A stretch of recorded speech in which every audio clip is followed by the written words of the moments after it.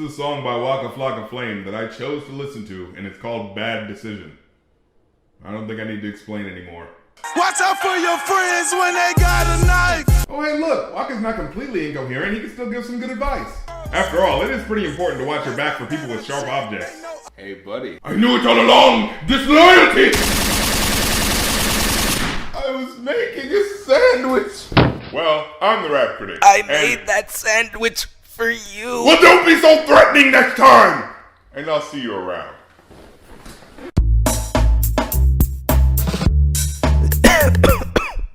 You ain't shit, Rap Critic. I'm gonna do something controversial right now. I'm gonna stand up for Kid Rock. No, for real. In a world where you can like music from fucking Riff Raff and still be taken seriously, I'm gonna go ahead and say that Kid Rock wasn't that bad. Definitely not that good, but from what I remember hearing from him, his music was okay. I think people just had a thing about hating rap that was combined with rock in any way. And, well, I mean, I never heard any of his full albums, but his singles were always exciting, and I also remember that Cool Daddy Cool song from the Osmosis Jones movie. Young lady, What? young lady, What? I like 'em underage, see. What? Some say that's statutory, but I say it's mandatory. Maybe I should cut out that part about liking Kid Rock. I'm suddenly shaky about associating with him. Just Blaze. Oh, baby. Okay, this song is stupid, repetitive, and has no replay value whatsoever. The girl Cedar. Look at his kicks. I've always wondered, how am I supposed to find value in a song when half of the lines I know are going to end in boy? Look at his car. All I say is. But it's not a joke, there's no play on words, it just bold-faced repeats the word boy because it's in the beat. She want the, so I give her the. Now she screaming out. And that'd be fine if it were just part of the beat, but they keep incorporating it into the verses and in the rhyme scheme like it's supposed to have some heightened purpose. But it doesn't. It's just, oh boy. What the hell am I supposed to do with that? It's like a novelty song the way they repeat it, but the gimmick doesn't amount to anything. Like, at least with that Whoa song, they were trying to make a catchphrase. What were they trying to do here? Make oh boy a catchphrase? Well, no, I'm not gonna say oh boy when something cool happens. I'm not a freaking cartoon character from 1957. And I've heard some people tell me that boy is supposed to be slang for heroin, and that may be. But here? I got trust for my. That would mean he had a deep-seated trust for a drug. Put a shell in ya. Now we bleeding. And here he'd have to be talking about shooting heroin. Shooting at heroin. You know what I mean. And don't try to give them points for being clever with the play on words, because I'm pretty sure heroin doesn't bleed. No, they just put that word in there because it's from a sample that they thought sounded cool. You could replace it with any word and it'd be just as meaningful. All the girls see the Penis! I'm telling you. Penis! Put a shell in ya. Penis! Now we bleeding. My penis! Where the fuck is my Penis! I got trust for my Penis! That's why I fuck with my Penis! Just me and my Penis! And we saying My penis! diplomats are the Penises! for the girls and the Penises! it's the Penis! I said it's the Penis! I'm the Penis! Penis! Penis! Penis!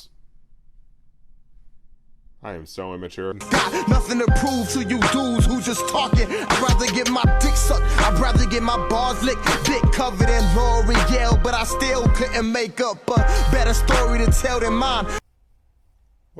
Why is there makeup on your penis?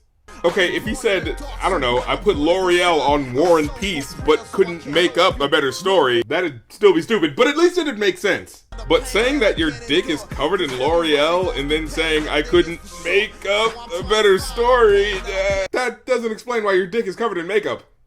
Incidentally, that would make an interesting story. It's beautiful. Hey baby, have you seen my makeup kit? Oh my god, what are you doing? It feels good when it looks good. Oh, so I'm getting back into the Beastie Boys, right? And their music is just as rowdy and raucous and awesome as it's always been. Just three Jewish guys who don't give a damn. See, that's what I'm talking about. Got two chicks in bed and they're twins. Double your pleasure, double your fun, am I right? Hey,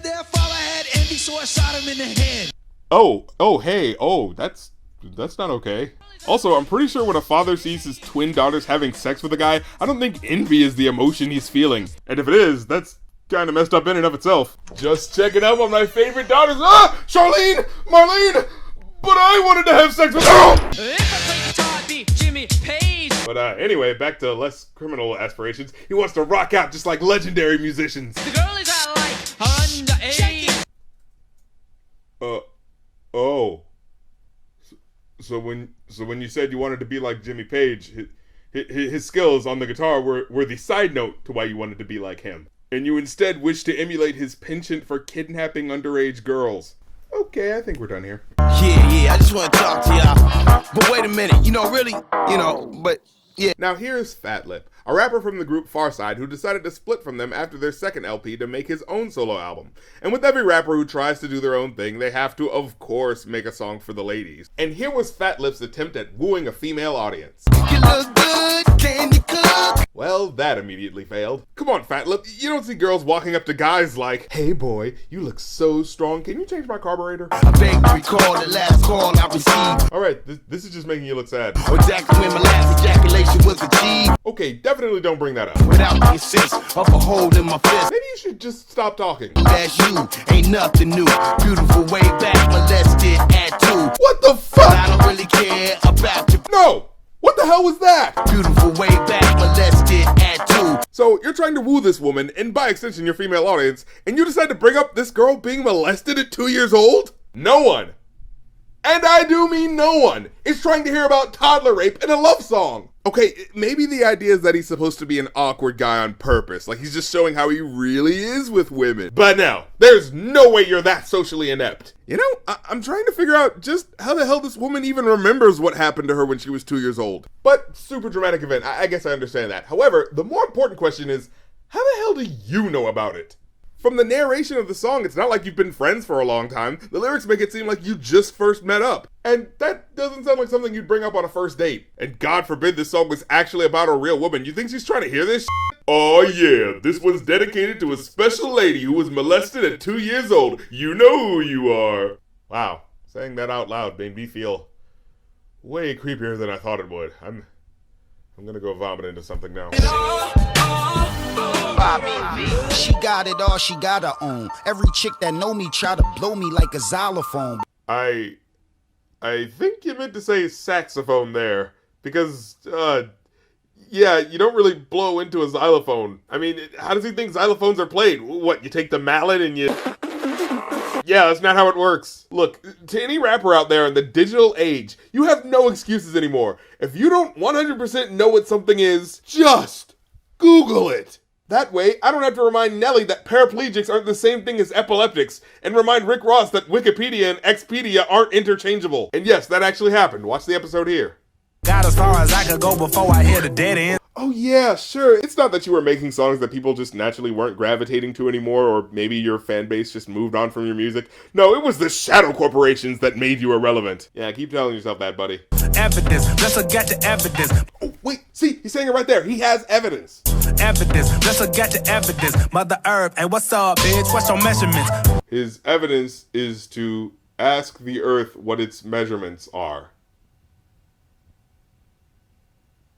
This nigga's crazy. Now, I put this as number 1 for a reason. This isn't just bad, it's malignant. And I think this is good that this got attention, because for the longest time, this stuff has gotten pushed to the margins because of how ridiculous it was. But I think it needs to get exposed, because the people who believe in it were already gonna believe in it. So it's important to point out how wrong and how silly it is at every chance we could get. For other people who might be teetering on the edge of maybe accepting it, to let them know that no. Don't consider this for a second. This is fucking stupid. But the reason why this is particularly harmful is because baseless fantasy conspiracies like this take time and attention away from actual government tyranny that goes underreported by a corporate-driven news media.